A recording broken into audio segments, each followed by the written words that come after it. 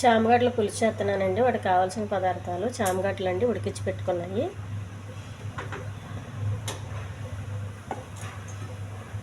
వీటితో పొట్టు తీయాలండి.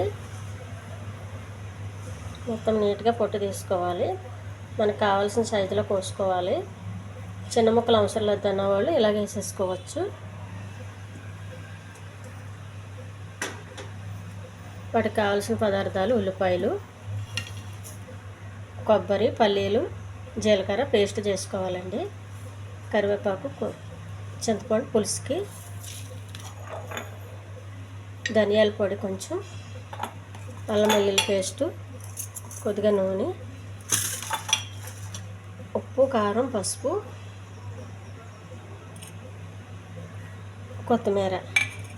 ముందుగా పులుసు రెడీ చేసుకోవాలండి. ముందు స్టవ్ వెలిగించుకొని పెనం పెట్టుకోవాలండి.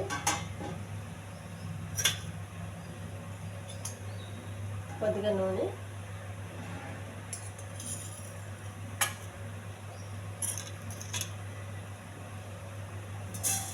జీలకర్ర,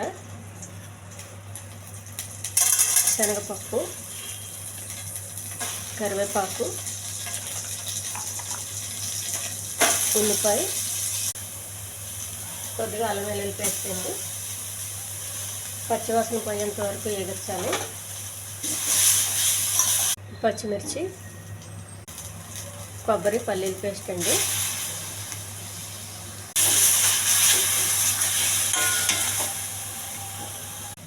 కొంచెం ఉప్పు అండి, కొంచెం కారం, కొద్దిగా పసుపు,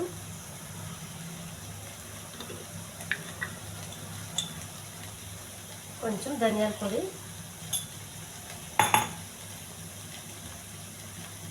చింతపండు పులుసు,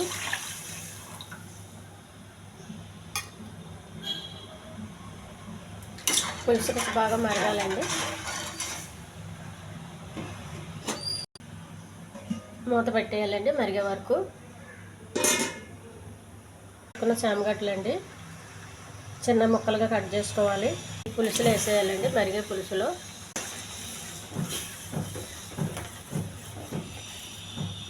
కాసేపు చామగడ్డ ఇంకా ఉడకాలి.